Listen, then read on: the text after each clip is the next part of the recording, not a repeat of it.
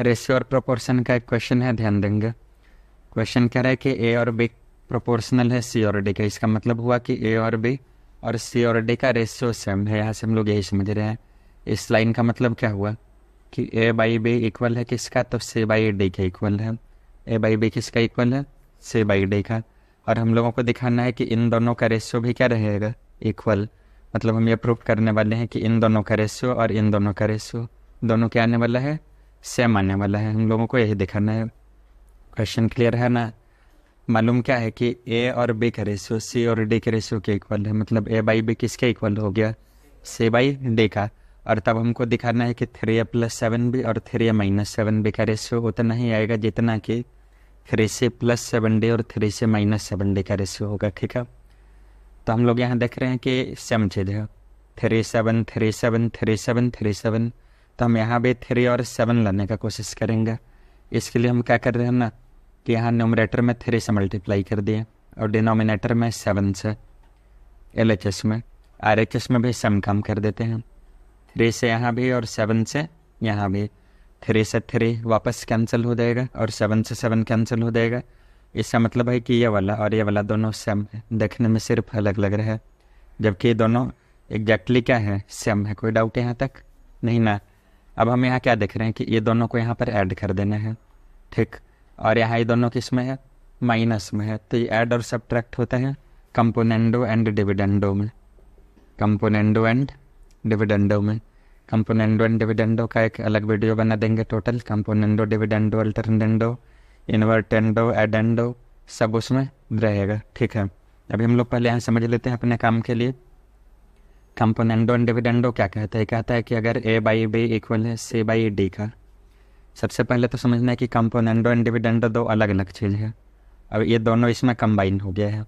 ठीक, तो यहाँ ये क्या मिलेगा, कहता है कि ऊपर में दोनों को ऐड कर दो, न्यूमरेटर और डिनोमिनेटर को ऐड करके कहाँ लिखना है, ऊपर। तो ये मिला a प्लस बी, दोनों ऐड कर दिए ना, ऊपर में लिख दिया। अब इसको डिवाइड कर देंगे, ये दोनों का डिफरेंस है। डिफरेंस क्या आएगा, a माइनस बी, ये इक्वल टू, यहाँ ये दोनों का ऐड करेंगे, सम कितना आ जाएगा, c प्लस डी। तो ये आपका मिला c प्लस डी और यहाँ डिफरेंस क्या मिलेगा, c माइनस डी। इसी को कहते हैं कंपोनेंडो एंड डिविडेंडो, कि अगर इतना दिया हुआ है तो उससे हम लोग इतना ला सकते हैं। समझ में आ रहा है ना। इससे हम चीज़ यहाँ पर हमको दिख रहे हैं कि 3a है 7b है, तो a बाई बी था तो a प्लस बी हो गया। तो 3a और 7b तो 3a प्लस 7b हो जाएगा। तो यहाँ लिख देंगे कि बाई कंपोनेंडो एंड डिविडेंडो हम क्या लिख सकते हैं कि पहले कंपोनेंडो एंड डिविडेंडो अप्लाई किया तो ये दोनों का सम होगा यहाँ पर। तो सम किया तो 3a प्लस 7b, इसको डिवाइड करा देना है किससे, तो इन दोनों के डिफरेंस से। तो by 3a minus 7b is equal to, यहाँ क्या मिलेगा, तो ये दोनों का सम, सम हमेशा ऊपर में लिखना है, यहाँ सम है, यहाँ क्या है, डिफरेंस। तो सम यहाँ क्या मिल जाएगा, तो मिल जाएगा 3c प्लस 7d और यहाँ इसका डिफरेंस आ गया 3c माइनस 7d। इसमें कोई डाउट नहीं ना।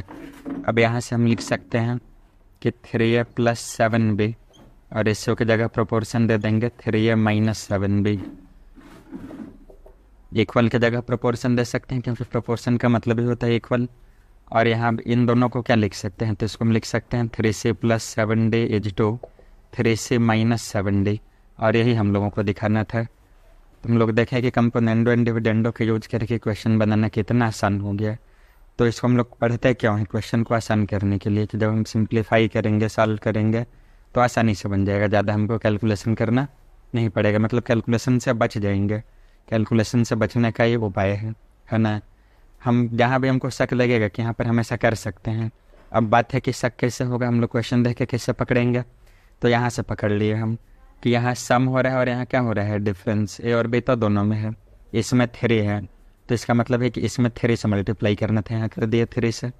और यहाँ किससे कर दिए, 7 से। यहाँ भी यही दिखाई दे रहा था, 3 से था, यहाँ 3 से और यहाँ 7 से। बेनिफिट क्या हुआ कि 3 से 3 कैंसिल, 7 से 7 कैंसिल। मतलब अभी तक कोई अलग चीज़ लिखा हुआ नहीं है, बस देखने में अलग लग रहा है। बात समझ में आ रहा है ना। ये देखने में क्या है, अलग, लेकिन इसका वैल्यू और इसका वैल्यू ये दोनों चीज़ बिल्कुल सेम है, क्योंकि 3 से 3 और 7 से 7 सीधा कैंसिल हो जाएगा। लिख लीजिए। यही क्वेश्चन भी था कि दिखाना था कि ये दोनों क्या रहेगा, इक्वल।